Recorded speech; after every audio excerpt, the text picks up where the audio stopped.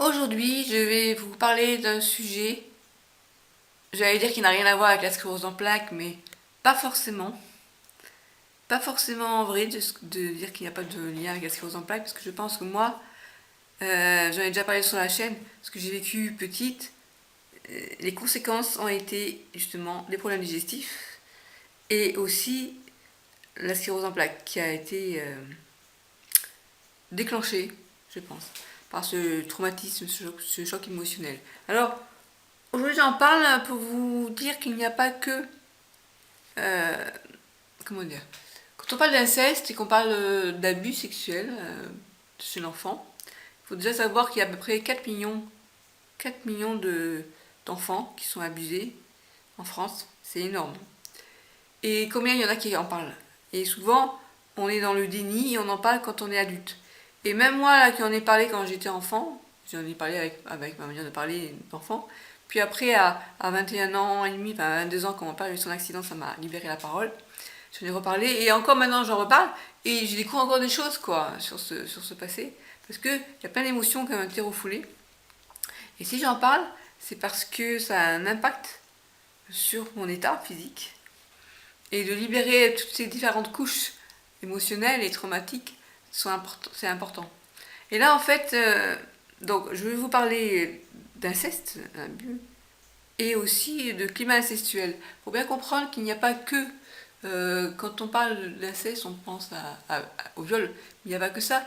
Il y a aussi des abus, des attouchements, et même aussi des regards, des pensées, un climat incestuel.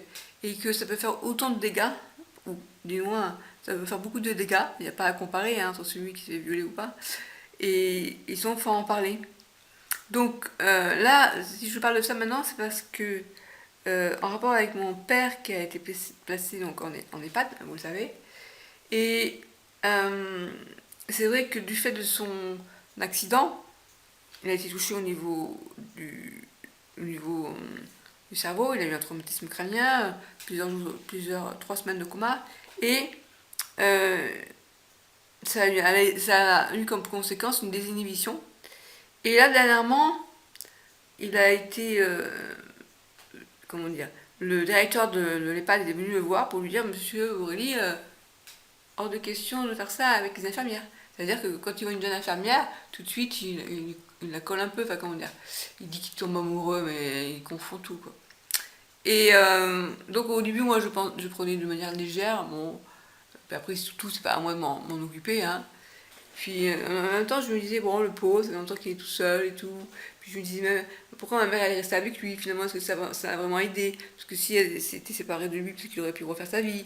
Enfin bref, tout plein de questions. Puis à un moment donné, quand je suis allée le voir hier, je lui ai demandé, bah, qu'est-ce qui s'est passé avec l'infirmière et tout. Bon, rien, il, il banalise. Et j'en ai parlé ce matin avec Géraldine. Géraldine, mon aide de vie, enfin l'une de mes deux aides de vie, Jaïla et Géraldine. Géraldine. Et là, je lui dis, bon, de toute façon, parce que je me demande bien ce qu'il lui a fait à cette infirmière pour qu'elle soit allée voir le directeur pour se plaindre. Et bon, je lui fais, de toute façon, vu son état, il n'a pas dû faire grand chose, hein, il n'est pas capable de faire grand chose. Puis là, elle me regarde, et puis je vais éternuer. Pardon. Et là, elle me regarde, puis elle me fait: ah, Christelle, méfie-toi, parce que tu sais, ton père, il peut faire des choses comme ça. Explique-moi, qu'est-ce que tu peux me dire? Parce que moi j'avais vu que. Je lui dis: bah, je sais, toi, la dernière fois, tu lui as fait comprendre que pas touche. Il voulait lui toucher, il est tout le temps en train de lui dire: vous avez de belles cuisses, il voulait lui toucher ses cuisses, donc elle lui a fait: Monsieur Borrelli, vous me touchez pas. Bon, il n'y a pas eu de conséquences, elle lui a tout de suite mis stop. Et c'est là où elle m'a dit: non, mais Rachida, la sœur de Jaïla, t'as pas osé te dire, mais l'été dernier, il a touché les seins. Quoi? Quoi? Alors là, ça m'a eu un effet chez moi, mais un truc de ouf. Pour sur le coup, non, parce que je sais me tenir. Mais après coup, franchement, ça a réveillé en moi des émotions du passé. Pour tout vous dire, quand j'avais 16 ans, j'étais sortie, on avait une piscine, pas comme maintenant, une piscine hors sol. Et j'étais en maillot de bain, enfin en tout cas en tenue d'été, quoi. Et je vois mon père qui me regarde comme quand il regardait Bénice à la télé, où il voyait des nanas en torse nu et il a tiré la langue, enfin le con, quoi. Comme, tu sais, vous savez, un peu dans les dessins animés, ou le taxe à virer, où le gars il sort une langue de 10 pieds de long. Et moi, à un moment donné, je vois mon père qui me regarde du style ah, t'as des seins? Ah bah tiens, t'as des formes? Ah bah tiens, ah ouais. Puis du style je suis désirable quoi. Et ça m'avait vraiment troublée quand j'avais 16 ans. Puis à un moment, il m'a fait une réflexion du style bon, Christelle, faudrait te mettre un soutien-gorge, hein, parce que sinon tu vas les ramasser à la brouette. Hein. J'avais trouvé ça. Et à ma mère, elle avait eu comme un réflexe, c'était bah, qu'est-ce qu'il y a, Christelle, t'as peur? Parce qu'elle avait bien vu que j'étais mal à l'aise. Il va pas te violer ton père. Parce que connaissant mon passif avec son père, je me suis dit. Bon, et puis j'ai refoulé tout ça. Et puis là, ça m'a fait un choc. Je me suis dit, mais moi qui pensais que mon père pourrait passer à l'acte, c'était juste des plaisanteries, voilà, il faisait croire qu'il me prend la main, il me fait le baiser de main, enfin, des conneries quoi. Et puis là, ça m'a perturbé quoi. Et là, je me suis dit finalement, c'était un peu une forme d'inceste quand même, hein. Même si c'est que par le regard, et il n'y a pas eu de passage à l'acte. Mais voilà, et ça m'a fait bizarre. Et donc tout ça pour dire que c'est pas évident, hein. Je vois mes parents, ils ont pas su me protéger. Enfin, ma mère, elle a pas su me protéger de mon père et de mon grand-père. Et mon père, bah, j'ai l'impression, enfin, je me disais, finalement, il est comme son père, il est comme son père. Comme s'il y avait un gène d'abuseur. Je me pose la question et je me dis, j'aurais bien aimé avoir un psychiatre qui me dise ce qu'il en pense. Et donc là, du coup, bah, j'ai un mouvement de recul vis-à-vis de lui. Alors, ça reste mon père, mais et je me dis, depuis 30 ans, finalement, je m'occupe de ma mère, de mon père, parce que ma mère ne voulait pas le lâcher, quoi. Et je me dis, il serait temps que je, que je sorte de tout ce climat. Enfin voilà, ça m'a dérangé, quoi. Faut comprendre. Ça m'a dérangé. Puis j'ai dit, mais pourquoi elle m'a pas dit tout de suite? Il fallait qu'elle me dise. On aurait suivi tout de suite, on aurait dit. Ah, je me dis, qu'est-ce qu'il faut faire? On va me mettre sous une camisole chimique? Non, peut-être pas. Mais voilà, et ça me perturbe, quoi. Ça m'a perturbé. Bon, bref, donc je voulais parler de ça. Et, euh, et dire qu'il n'y a pas que le viol qui peut être traumatisant, et qu'aussi un regard, un climat incestuel. Un climat incestuel, c'est par exemple si la mère vous dit, vous raconte ses ébats avec son mari, et finalement, ça place l'enfant dans une situation où il n'a pas lieu d'être, quoi. Ça veut dire qu'en fait, il n'a pas à savoir ce qui se passe dans la chambre, entre ses parents. Ça peut être plein de choses, le climat incestuel. C'est par exemple partager le bain ensemble, quand on est tout petit, à la limite, bon.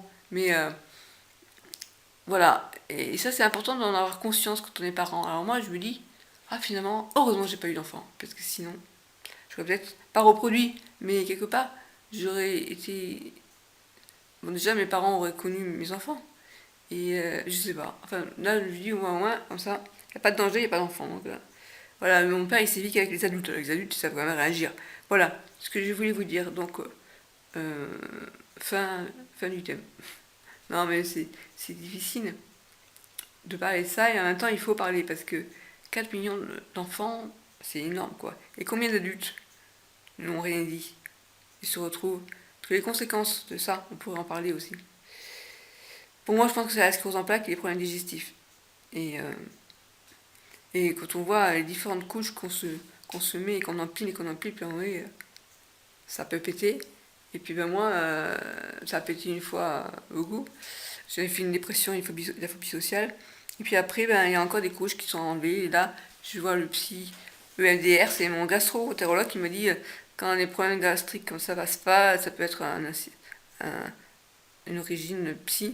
Quand je lui ai parlé pour les abus, il m'a dit bon bah allez-y, hein, voir le MDR. Et je vois avec ma tante, j'ose même pas lui dire, je lui dis ouais, c'est pour les problèmes d'origine psy. Et je lui dis mais tu as conscience que tu le sais, que grand-papa a abusé de moi.